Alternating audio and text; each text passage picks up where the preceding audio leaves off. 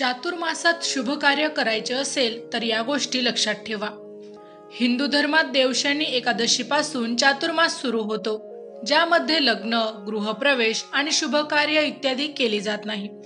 पण तुम्हाला या निर्बंधांना न जुमानता चातुर्मासात काही कामे करता येतात। चातुर्मासाचा काळ भगवान विष्णूचा निद्रा काळ म्हणून ओळखला जातो। तसेच या दिवसात अनेक शुभ कार्य निषिद्ध मानली जातात। मात्र तुम्ही काही गोष्टी लक्षात ठेवणे अत्यंत महत्त्वाचे आहे। या गोष्टी लक्षात ठेवून तुम्ही या पवित्र दिवसांमध्ये काही कामे करू शकता। पंचांगानुसार यावर्षी 2025 मध्ये 4 महिन्यांचा चातुर्मास आषाढ महिन्यातील देवशयनी एकादशीपासून म्हणजेच 6 जुलै पासून सुरू होईल आणि तो कार्तिक महिन्यातील देवथनी एकादशीला संपेल।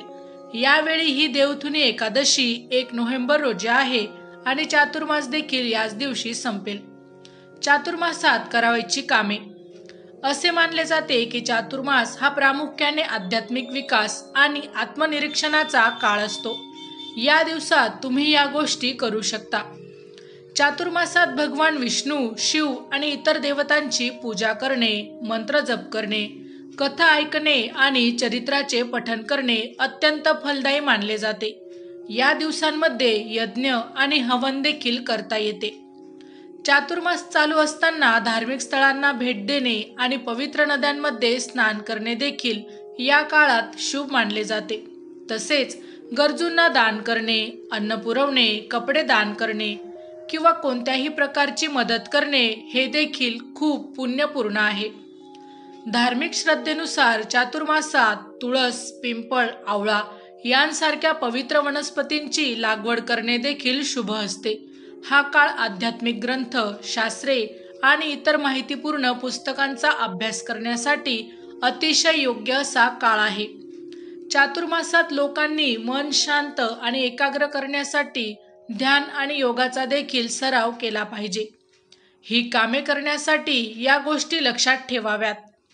चातुर्मासात लग्न, गृहस्नान, मुंडन, नवीन व्यवसाय सुरू करणे इत्यादी शुभ कामे केली जात नाहीत, कारण भगवान विष्णू योग निद्रामध्ये असल्यामुळे ते या कामांना आशीर्वाद देत नाहीत असे देखील मानले जाते। चातुर्मासात सात्विक अन्न सेवन करावे। लसूण, कांदा, मांस, मद्य आणि तामसिक अन्न टाळावे। काही लोक दिवसातून फक्त एकदाच जेवण करतात, तर काही जण या दिवसांमध्ये पालेभाज्या, दही सेवन करणे देखील टाळतात। चातुर्मासात ब्रह्मचर्य पाळणे आणि तुमच्या इंद्रियांवर नियंत्रण ठेवणे देखील तितकेच महत्त्वाचे आहे। राग, लोभ, आसक्ती यांसारख्या नकारात्मक भावनांपासून दूर राहण्याचा हा एक प्रयत्न असतो। या काळात साधी जीवनशैली स्वीकारावी। अनावश्यक विलासिता आणि देखावा टाळावा। उपासना आणि आध्यात्मिक कार्यात नियमितता या काळात राखावी। चातुर्मासाच्या या दिवसांमध्ये गुरु दीक्षा किंवा कोणत्याही प्रकारची दीक्षा घेणे देखील शुभ मानले जाते, कारण हा काळ आध्यात्मिक विकासाचा असतो अशी देखील एक मान्यता आहे। चातुर्मासाचा प्रामुख्याने उद्देश म्हणजे आत्मशुद्धी, धर्माची भक्ती आणि देवाशी संबंध अधिक दृढ करणे आहे। या नियमांचे पालन करून तुम्ही या पवित्र दिवसांचा पुरेपूर फायदा घेऊ शकतात। माहिती आवडली असेल तर अवश्य शेअर करा। अशाच प्रकारची नवनवीन अध्यात्मविषयक माहिती ऐकण्यासाठी आमच्या लाईव्ह